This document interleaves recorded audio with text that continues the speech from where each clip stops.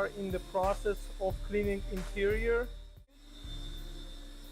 and we're gonna show you how do we clean interior.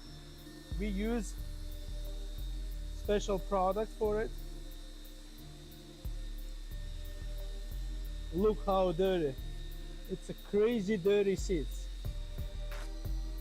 There you go.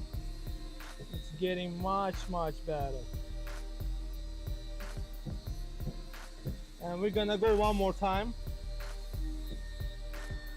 This is the product we use. It's a great product.